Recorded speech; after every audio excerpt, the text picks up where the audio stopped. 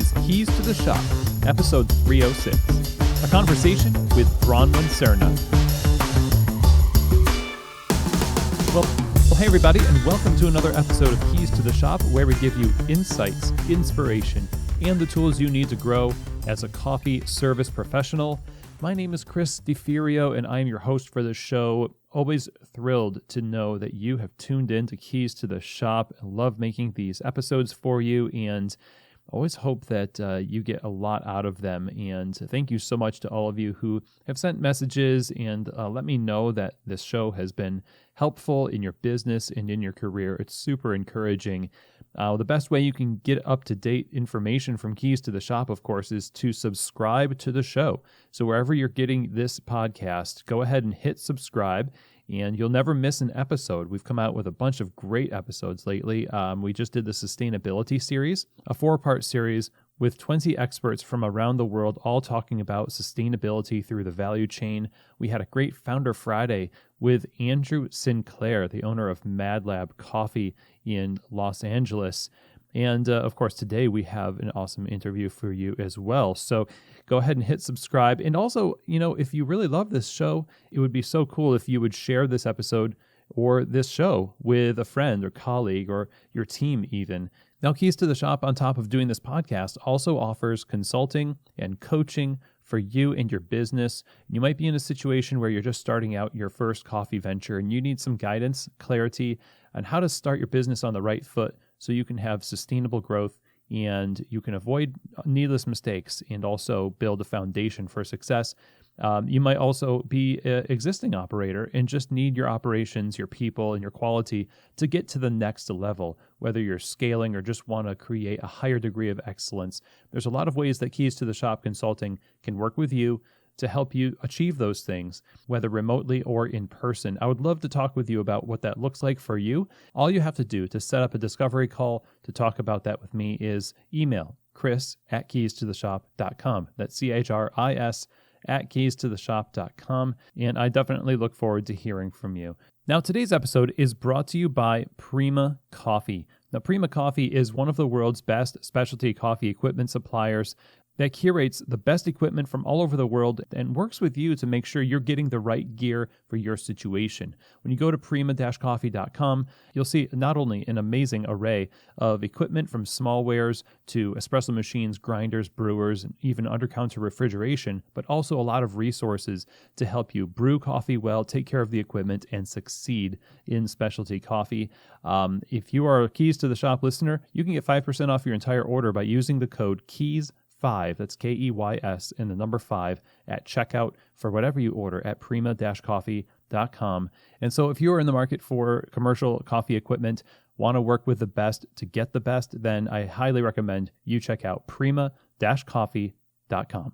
This episode is also brought to you by the Barista series from Pacific, the world's leader in plant-based beverages, because they're created for baristas, for picky baristas, specialty coffee baristas who want the best for their customers. These are bench tested by some of the best baristas in the world before they even go to market, and that's why they perform so well. They stand up to the heat from steaming, produce amazing silky texture, perfect for latte art, no matter which of the beverages you use from their extensive lineup. And every beverage is focused on the coffee, so it doesn't overwhelm the flavor of the heart and soul of your business, of course, the coffee. This is great for your customers, great for your business. I definitely think you should check this out. Go to pacificfoodservice.com, get this in your store, try it out, and see what I'm talking about. If you're looking for the best plant-based options to serve to your customers, then you really can't get better than the Barista series from Pacific. All right, everybody. Well, today is a really special day for me in particular, because we're going all the way back to the beginning of the third wave of coffee to interview somebody who's been there from the beginning, who's been in coffee just as long as I have, 21 years.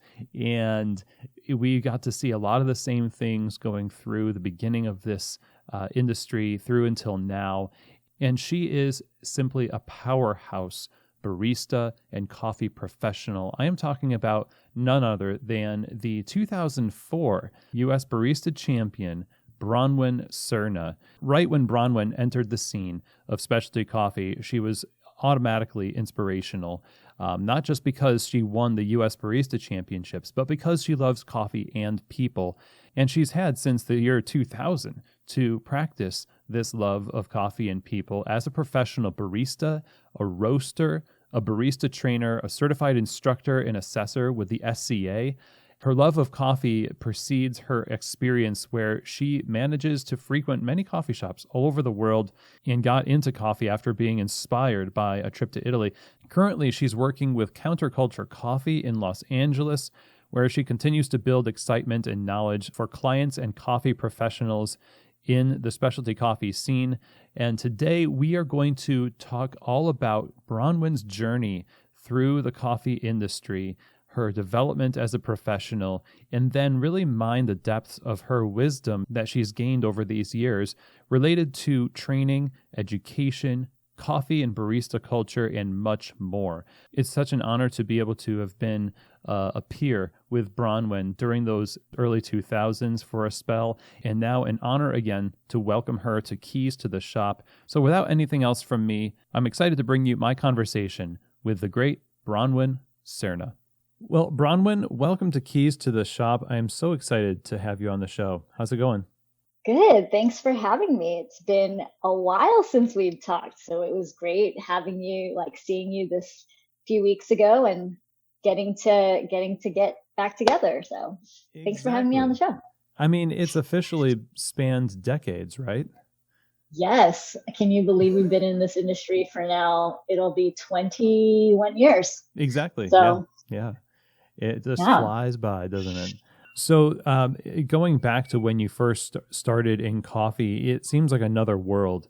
The whole coffee industry was really just freshly into the idea of third wave, I guess. But when you first got started in coffee, what was the draw for you? How would you describe the cafe scene, and what drew you into the coffee industry?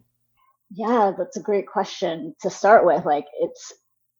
Looking at the specialty coffee world, especially over the past 20 years, 21 years now, it has changed so much by leaps and bounds. And I remember when I first started, I got into coffee because I loved studying in cafes because I was still in university at the time.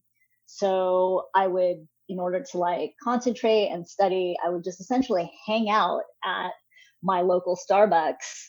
And back then, it was when Starbucks still was doing everything by hand, by manual, they still had a four group linea Mm-hmm. and doing everything before they got into super automatics. And it was wonderful. Just I loved being in the cafe setting. So for me, it was just I began to get interested because I hung out in cafes so much. And I was like, well, I should really learn how to figure out how to make coffee for myself instead of having somebody else do it for me at some point. So that was the impetus.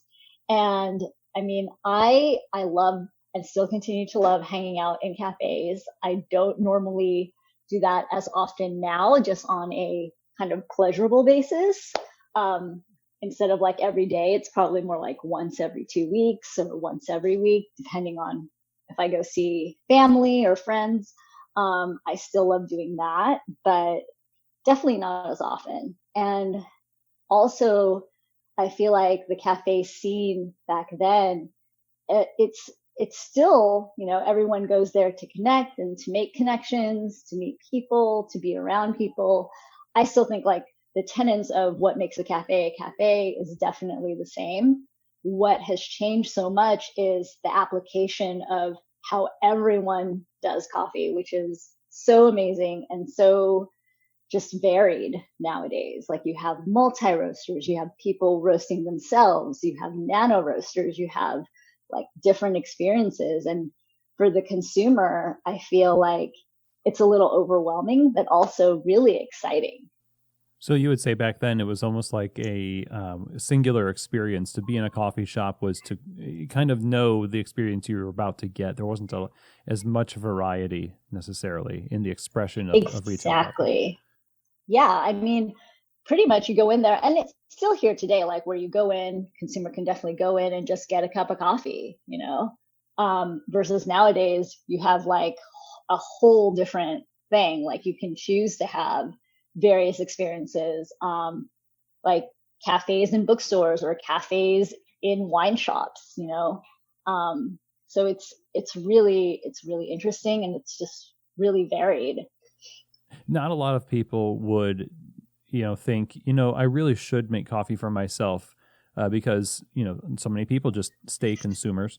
And for you, obviously, the road to professional coffee was paved by starting to do it yourself. At what point did you, well, first of all, why was that thought a thought? Because not everybody has that thought. Was that just like the way you were? You just want to do things that you liked?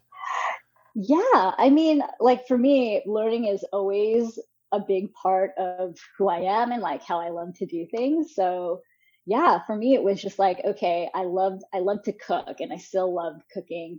And that was part of like working in the kitchen. So for me, it was just like, okay, here's a different type of food product. I've never worked with it before, in this capacity. How do I do this really well?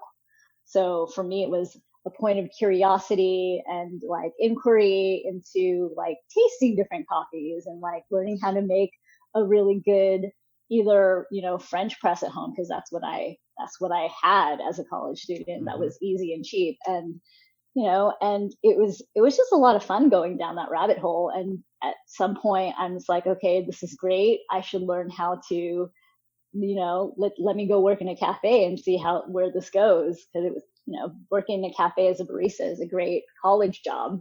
And everything just kind of clicked, and I loved being in the cafe. I loved working in that environment. It was a lot of fun. You get to meet a lot of people, and yeah. So it was, you said it just clicked. I imagine there was somewhat of a learning curve to get into it professionally. And the place where, what was the first place that you started working? Oh my gosh, yes. Talk about learning curve. So I first started out at Zoka Coffee Roaster and Tea Company in Seattle. Right.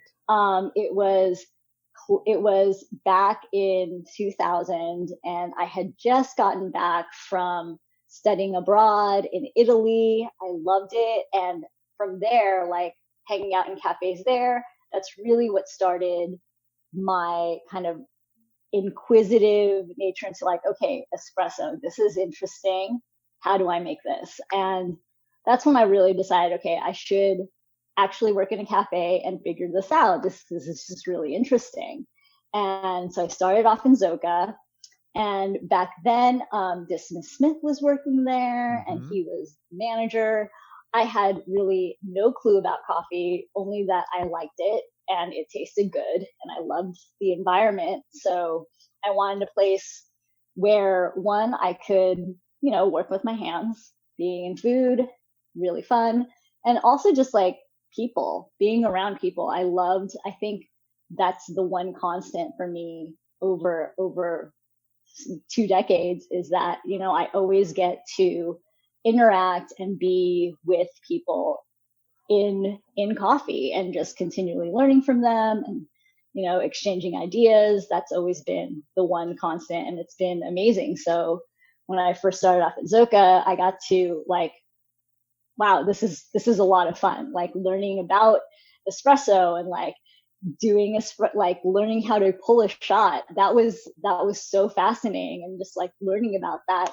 And then I distinctly remember the hardest thing for me was learning how to steam milk, and I was so terrified to actually steam my very first few pitchers of like cappuccino milk, whether, like I'm always afraid that, the milk was going to like just bubble up into my face, and or it's going to be too hot. So that was the largest learning curve, but it was just so much fun, just working in such a different capacity and learning how to do this. Yeah, and it's very, everyone talks about the heady days of a specialty coffee in those early 2000s where, Zoka was just a household name. And they even, at some point, I'm not sure if you were still there when they produced the VHS of the Zoka way. Oh yes, Were I you? was part of that VHS, Chris. Were you? I forget. Yes. I owned a pirated. Well, I borrowed a pirated copy of it someday a long time ago. It And was I was totally there, and it was me, Stephen Vick, who I think both of us were roommates at the time. Dismas was definitely there, our coworker Brian, and I think also our Craig Carrick, who eventually became manager at that location as well. So yeah. yeah, there's a very different industry today in that in a city like Seattle and any other large city, there are tons of places to go to be a barista and be involved in a specialty experience. At that time, I mean, Zoka was like one of the few places, if not you could count on one hand, really, that would give you that kind of experience, right? Totally. It was one of the very few places that roasted their own coffee and was like had a dedicated kind of person, an actual professional who'd been in that role for decades, like roasting the coffee. And they roasted in the actual cafe. So that, in terms of being in a cafe, that's so rare to see nowadays. And especially rare anywhere, just because of, zoning laws and environmental issues and neighbors and all that fun stuff. But yeah. Quote unquote fun stuff. Yes. So you were at Zoka, and those were like the formative years for your barista career, where you were just in your element, learning. You're with people, and everyone's kind of discovering things together.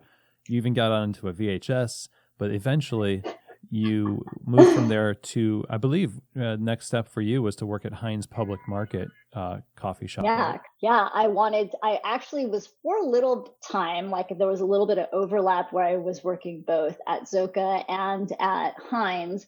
And Heinz was owned by John Sanders and John Hornell, who have also are like and are still big coffee names. John Sanders is still in Canada and still owns Granville Island Coffee Company, and John Hornell, I think he is still in Philadelphia, and both of them are still in coffee, which is amazing. And just, I think I learned the most from them there because, like, one, yes, I developed my barista skills at Zoka, but really honed them in with John and John at Heinz. Like, Hornell had been so prevalent and like such a lifelong barista at that point, and just so much to learn from him, not only from like improving techniques, but also like learning how to taste espresso better, how to do espresso better. But John, as a roaster, really got me into learning how to roast coffee, which was, I feel like, the next good step from being a barista and having a career in coffee is like, okay, I've learned all about like how to, like, the one end. I kind of need to learn a little bit more. Where do I go from there? So roasting seemed like the next logical step in that direction. And fortunately, at that shop, we also roasted in house on a beautiful 1950s Crowbot. So I got to learn a little bit on there and got to kind of get my hands started in the roasting process. How did that impact your barista career, that learning to roast? It just opened up so much more knowledge and so many more doors. Cause like, I think like once you learn how to make coffee, I think especially nowadays with a lot of baristas, like, okay, where's the next step? And like, once you learn how to roast, you're just like, okay, where do coffee beans come from? Like, how do they get from point A to the roasting, like to the roasting bucket and to this roaster? And from there, you learn about quality control, you learn about green buying, you learn about so many other steps that come before. And even in roasting, like, there's so many nuances. You get to learn about not only production roasting, but sample roasting and like tasting. And you're developing those skills, and you're developing kind of more quality, like for more of the QC and quality control, and just finding out like what you like and what you don't like, or like what what really does good coffee taste like, and what does defective coffee taste like, and everything in between. So for me, it was just like expanding that knowledge base to be even more. Yeah. So you at that point had 4 or 5 years of coffee experience at the time that you were maybe starting to become proficient as a production roaster or learning to do roasting there. And were you also training other people in barista work and learning how to be an educator at that time? Yeah, I think at that time as well, because John were also part of, like, La Marzocco is still settled in Seattle, but La Marzocco at the time was also a growing company. And John Sanders was also a very proficient technician and would go around and also work on that type of stuff.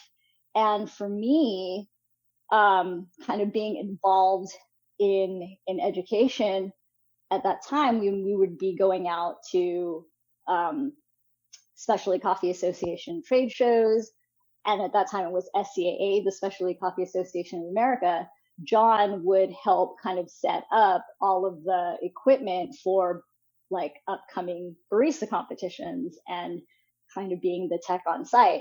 So for me, being involved meant not necessarily helping him set up the machines, but being part of SCAA and really kind of helping with their education portion, with their barista education portion of their programming.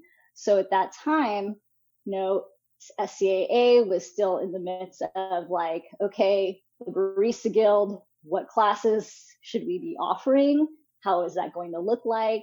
So I really wanted to take a part in helping develop and establish kind of the materials for that. And I stayed with SCAA in helping develop, as well as being like a special, kind of like a specialist consultant for them for like still today, a little bit into that, but just, over 20 years, just kind of being involved in that process, which I really love because I love teaching others. It really is a way to connect, especially for people who are new to coffee.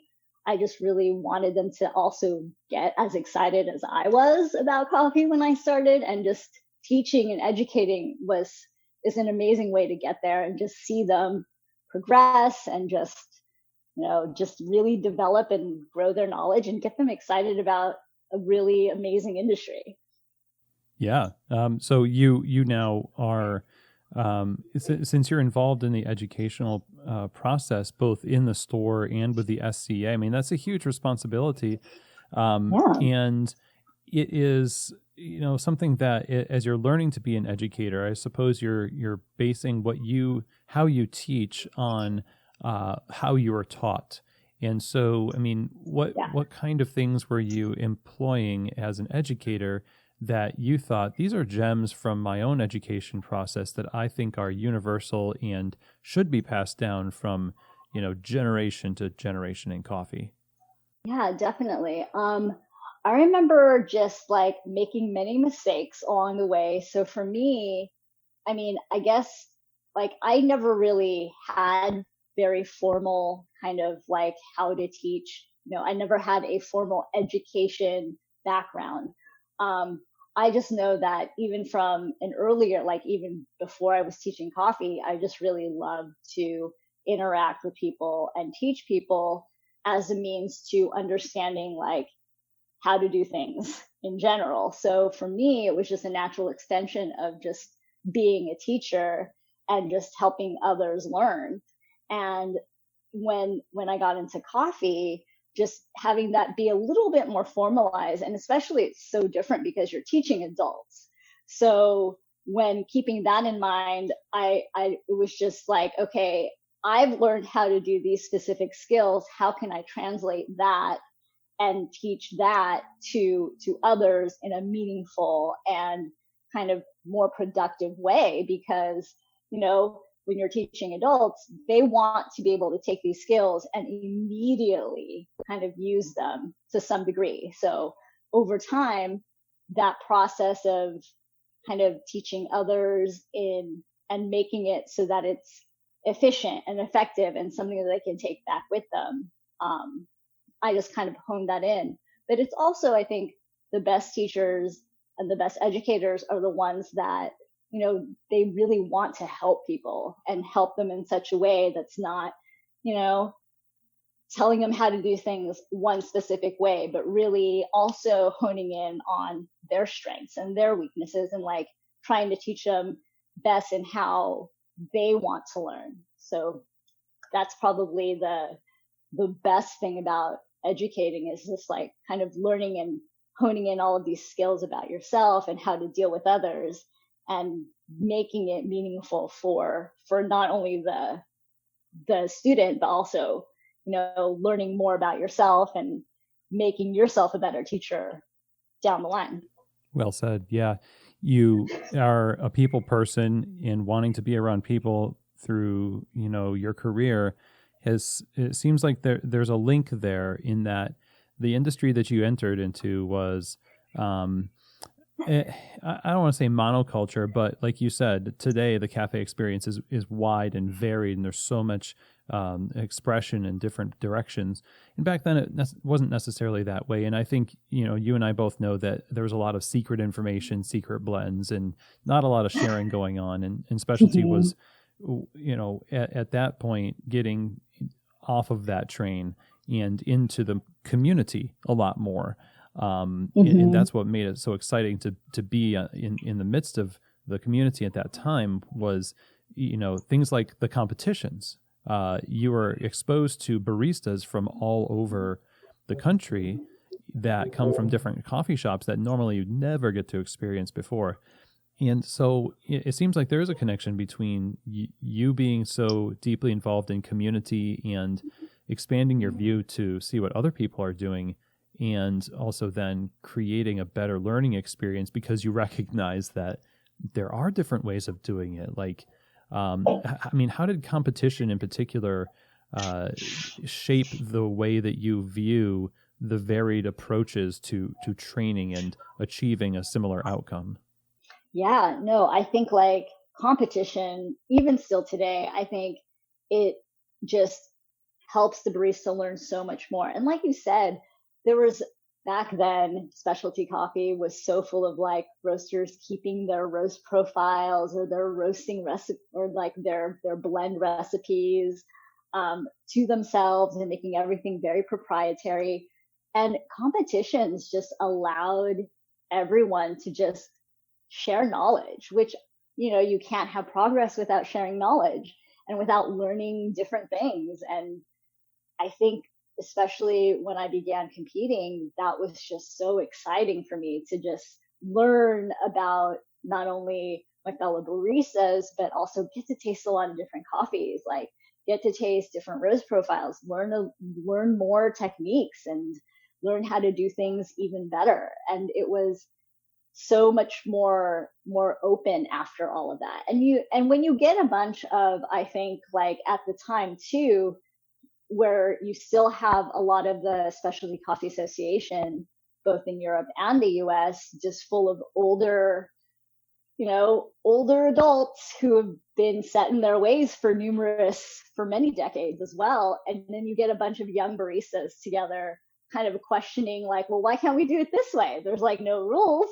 Like, there are no set rules. There's never any set rules. And so you kind of like get that, you get enough voices and enough people in the room wanting to change that you're forced to at least try a little bit of the change and see how that goes.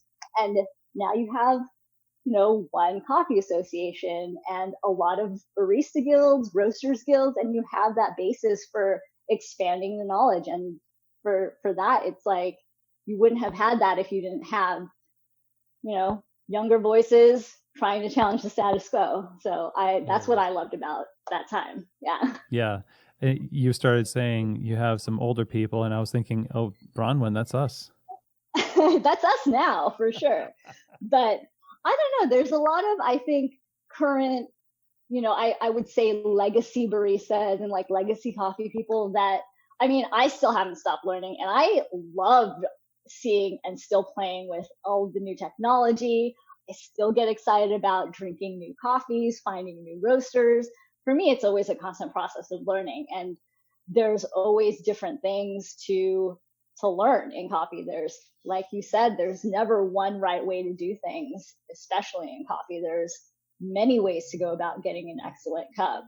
And yeah, and like different types of competitions. I got the opportunity to judge Coffee Masters a few years ago, and that was just such an amazing different type of competition, going about things in a different way. And it made so much sense, and it was just a lot of fun, and it was a lot more engaging than the previous competitions. And you just get to learn so much more and just see different, like what's evolved and how coffee has evolved in so many different ways. Yeah, in that is constant, just like you said. And I like being wrong or having shots that are just fly in the face of what I thought was correct. And you, in the competitions, you were the 2004 U.S. Barista Champion. So you did fairly well for yourself. And after that, I'm sure you were, it must have been hard to be pigeonholed into like, we want to hire you to teach us how to do things, while at the same time being a trainer who wants to be open to other ways. Like if people just wanted one way to do things now, especially, talking to the U.S. champion, it's just like, you must have all the answers because you're the champion. I mean, how did that impact the way that you interacted with the community and how you kind of approached education, using it as an opportunity that it absolutely was, but also an opportunity to continue to help people develop in a holistic way? No, definitely. I think like being a champion, whether it's a roaster or a barista or a brewer's cup, especially nowadays, you get to be exposed to so many different people now, just because, and different ways of doing coffee. And for me, I really tried to embrace that.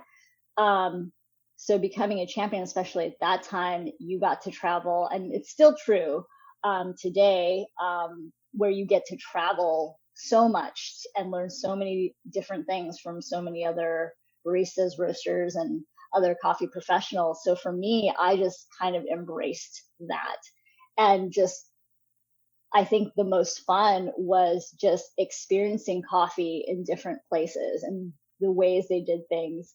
Especially, I think, having lived in Southeast Asia and really getting to kind of be in Southeast Asia for many years, just seeing just the amount of technique, particularly in that culture and the way that they do coffee, and learning their coffee histories has just been so enriching. And also really developing your palates. I think for a lot of roasters, baristas, and brewers, ones that actually, and QC, people in quality control, not only coffee buying, but, you get to experience so many other different types of coffees and the way that, coffees are brewed and espressos are pulled, and the ways coffees are roasted. It's totally different from one place to the next. And just having that, you get to develop so much more of your palate and so much more of your kind of skill set and techniques. So I just really tried to embrace getting as much knowledge from fellow baristas and making connections with other coffee professionals. Yeah, and it's back then, it was the U.S. and it was not as accessible. Like the global influence of coffee wasn't as accessible, but now the global community it's almost effortlessly sharing information with in and amongst itself. So an exponential growth in innovation and techniques, and I guess in some way, like you said before, like these variations and varieties can be kind of confusing to customers sometimes, but it's also a bigger, a larger bag of expressions to draw from as a professional, to say, I want to serve my customers well. There's not just one way to do that. I can custom design this to serve them really well. And as somebody who works with counterculture, I mean, this is a continuation of who you are as a trainer and educator, and you're working in accounts that have all these varied expressions.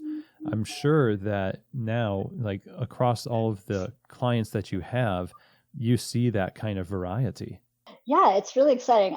I don't work as a trainer as much now. I work mostly in sales, but I'm still able to use that. I think, especially in sales, having that trainer and educator mindset Mm-hmm. is so helpful because, especially working with a larger company than I've worked with previously, it's been so nice to kind of not only have that stability, but also to kind of have a structure of certain ways of doing things. But having that skill set of so many different ways of having been educated and trained and being able to apply that to different cafe spaces and different menus and different ways of how companies and smaller cafes want to establish their training programs.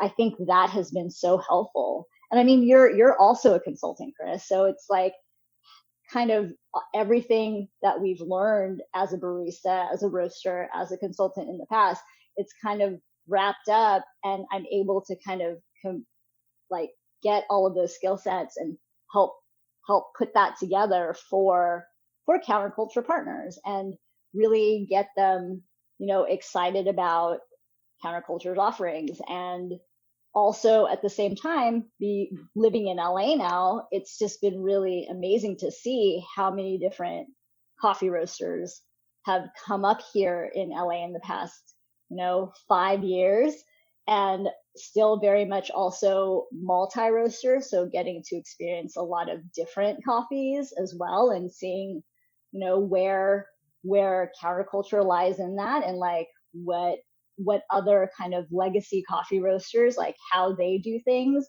So it's been really it's just been really amazing to kind of utilize a different set of skills, but being able to kind of bring in all of those past skills into play and utilizing that in such a different role. Yeah, and so to kind of get into the idea of having seen so much and experienced so much, as new as some modern expressions of coffee are, there are things that are just not new. Like there are things that just repeat, but in different packaging, right? So otherwise, there's institutional wisdom exists because there are some universal truths about how to manage people, how to train, how to arrange a shelf of coffee so that it's better for sales, for example.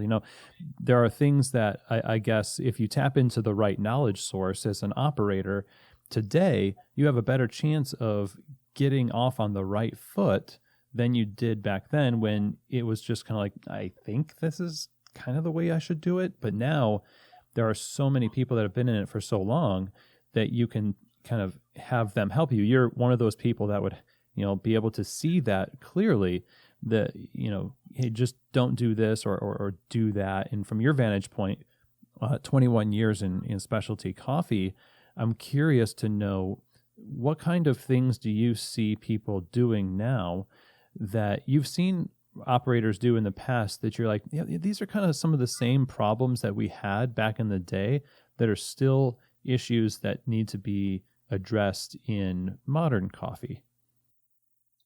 Yeah, that's such a great question. And I think it's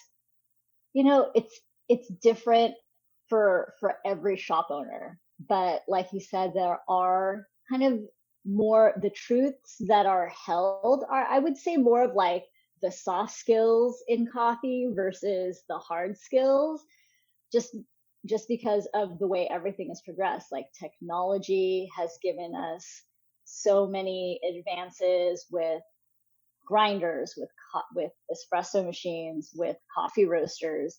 I mean, that's always going to be, an amazing amount of variants. And where I find like the most difficult thing that I always see, not only baristas, but like new people in coffee and newer people to the specialty coffee industry, is just really the amount of education to be had. Like it's still so overwhelming, no matter how much has been already found out. Like coming into it now, especially if you're new to coffee, there's so much information out there. It's kind of hard to weed through things, but keeping things simple has always been a universal truth. Like when you're confused and everything is overwhelming, go back to the basics. So I think that is like one thing that has been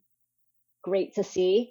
And also, like in terms of interacting with people, I think there's a lot of cafe owners or new cafe owners out there that are still struggling to like kind of find focus a little bit and like figure out ways in which to best serve their customer. And I think when they finally figure it out and be like, oh, this is what I want to do, and they go out and do it, versus, you know, having a lot of different voices and different opinions telling them what to do, that then they can find a lot more success and a lot more of an easy time trying to develop and establish their particular concept or brand.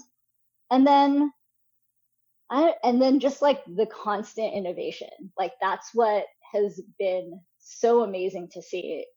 That's such a constant, is the willingness of, you know, all of these voices in coffee continuing to push the boundaries, continuing to ask questions, and continuing to just develop new ways of roasting, of brewing, of just finding different ways to do coffee. That's what's been, it keeps the industry really interesting, keeps the industry really exciting, and keeps people interested in wanting to stay and just wanting to continue to learn.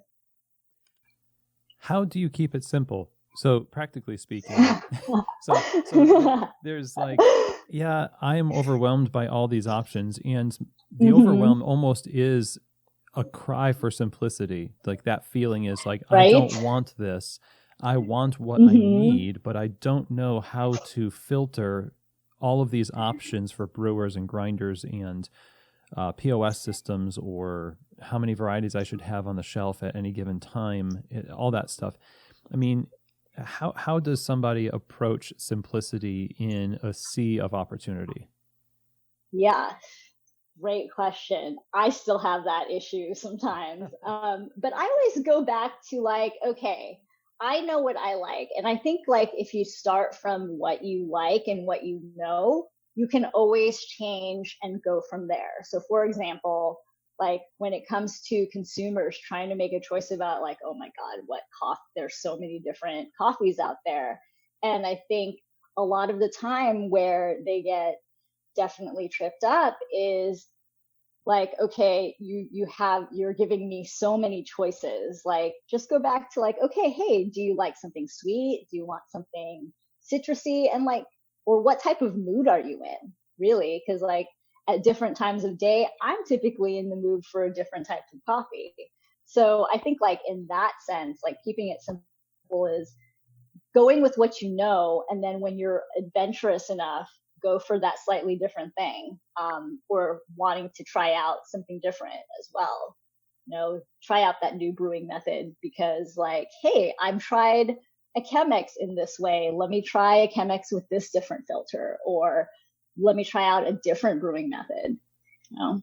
Yeah, that's very good. You know, it's almost like if you're talking to a customer, you almost have to talk to yourself like you're a customer of your, you know, if you're an operator who's making decisions about a business and you don't have anyone to really talk to necessarily, you can kind of ask yourself those questions that you were just listing off. They're kind of a good method for getting down to the core of what's actually meaningful to you. And I like what you said too, because you can add to it later. But, you know, I think it's pretty hard to take things away if you just start with everything.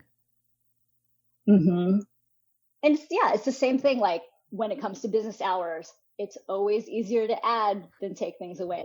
That's the one thing I always tell business owners. I'm like, don't do anything complicated.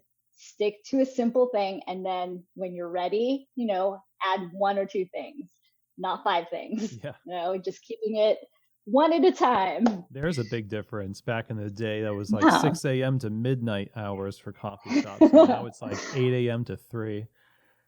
Mm-hmm.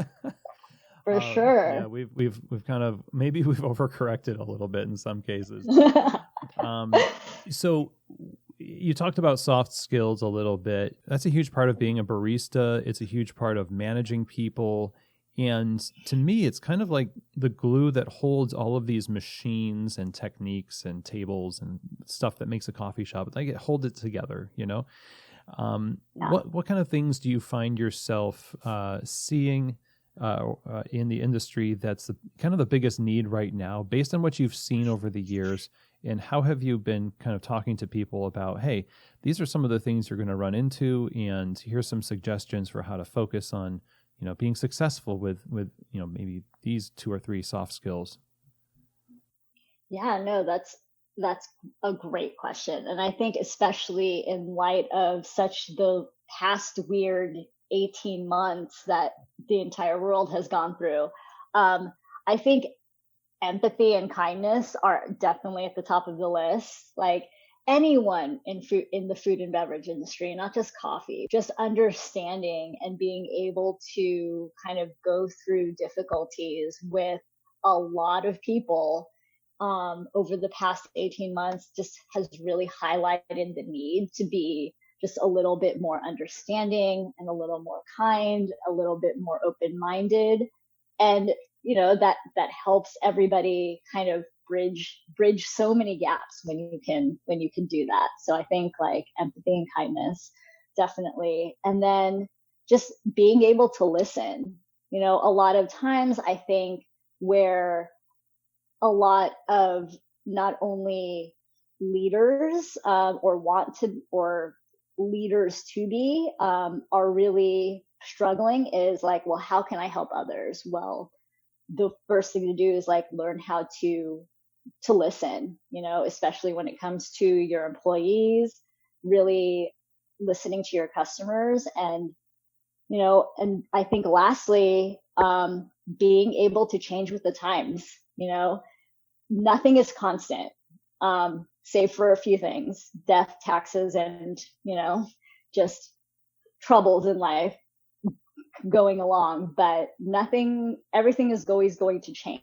Like there's always something new, something different, and something that's a little bit more extra that's always going to come along. So being able to just adapt and being able to learn and be willing to grow with those times is, I think, important. And the ones that, especially in the coffee industry over the past 20, 30, 40 years, the ones that have stuck around, brands, coffee brands, coffee people, are the ones that have been able to kind of focus and also kind of adjust their styles and be willing to learn and grow with the industry.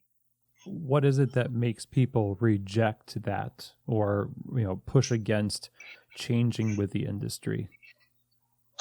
Yeah, I think like a lot of it is just being stuck in your ways. It's just like, just because something is done the way it's been done for so many years, and it doesn't matter what industry you're in, it's just like, people are humans, we love doing things the way that we do things as individuals. And if it works, there's very little compelling, ways to change unless you're really either forced to or unless you're really curious. So, I mean, I think it's stubbornness on being humans, for one, but also just like liking what you like, and just wanting to do things a certain way, which is not necessarily a bad thing, but also sometimes that's just going to leave you stuck in many ways.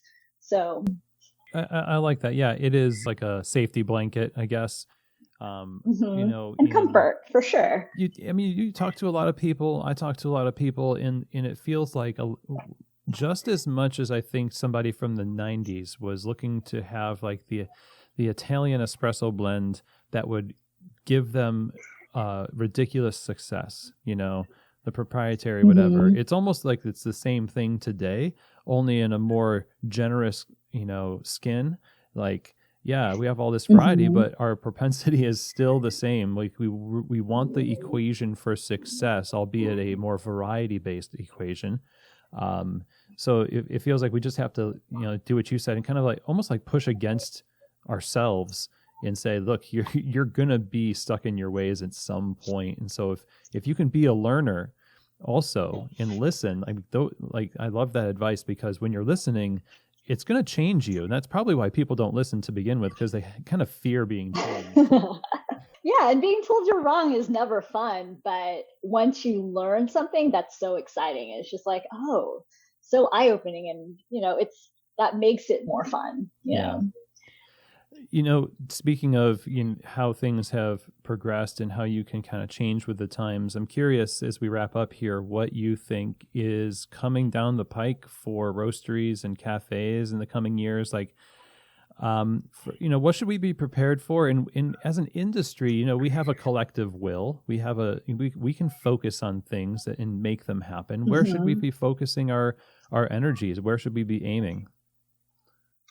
I mean, for me, it's always been about the consumer, and always been about the customer. So I would love to see, as much as roasters are really focusing on even more technology, and brewers and espresso machines, up their technology and up their kind of just ease of use. I would really love to see the industry come together and just really focus more on making specialty coffee even more accessible to the consumer. And we're starting to see that, and I would just love to see that accelerated even more. Specialty coffee has been, I feel, stuck in this point where it could completely be more like wine or spirits, where you do have the consumer kind of giving the value that it should to it. And I think by focusing more on continuing their education or educating the consumer in some different way, giving them those experiences that really validate coffee as an extremely amazing agricultural product that it is, and giving it the high value that it should have. I think that's going to propel a lot more people to take specialty coffee a little more seriously versus, just another kind of food trend. Yeah. I mean, what's at stake here? I mean, getting consumers to buy more of our stuff is what we want. We want more sales, but really, how does that translate across the value chain?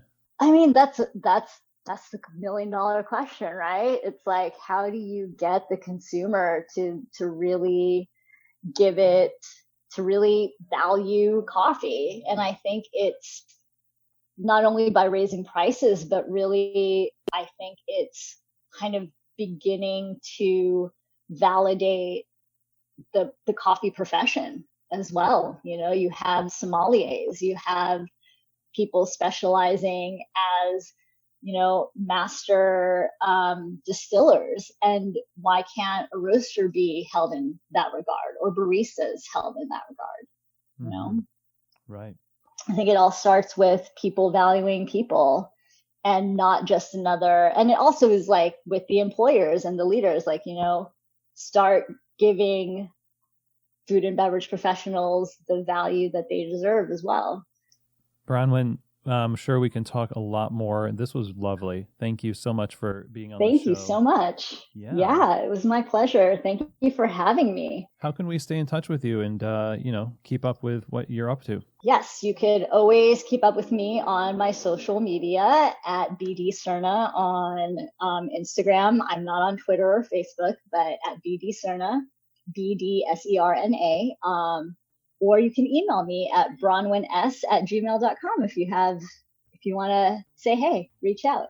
talk coffee. Bronwen, you're amazing. Thank you again. Thank you, Chris. Okay, everyone. Well, I hope that episode was super helpful for you and that you got a lot out of it. A huge thank you to the legend herself, Bronwen Serna, for being with us on the show, taking time to share her story. And as we look to gain clarity on how to order our careers and our businesses, I think Bronwen has certainly given us some timeless wisdom in this conversation. So if you want to follow Bronwen on social media, you can do so on Instagram by going to @BDSerna, that's SERNA, on Instagram. And also, of course, you can go to learn more about Counterculture Coffee over at counterculturecoffee.com. Now, as we're talking about things that help us gain clarity and order the way that we build our businesses and our careers, one of those things that does that is coffee community. But beyond coffee community, another thing that does that is a curated community of experts. And you can find exactly that and more over at Coffee Fest. Coffee Fest has been over 25 years, over a quarter of a decade. I like saying quarter of a decade. It sounds a lot longer than 25 years, but it's still a heck of a long time to be providing matchless value for those wanting to run a thriving coffee retail business. Coffee Fest can't be beat. Go to coffeefest.com and learn more about the upcoming show in Portland. That's November 5th and 6th this year. It's the last show of the year, but there's a great lineup next year with New York, Chicago, Los Angeles, and then again in November. You can find all the information you need over at coffeefest.com about the lectures, trainings, workshops, the trade show floor, and the competitions. It's a great place to go to energize your team, yourself, and build the knowledge to build a great business. I hope to see you there at Coffee Fest. I'll be at all the shows. Again, find out more information over at coffeefest.com. And with that, that is the end of our show today. Thanks, everybody, for taking the time to join me, and I appreciate you all being here with me, supporting the show, sharing these episodes. Remember to subscribe, and as always, I hope that this episode has truly given you keys to the shop.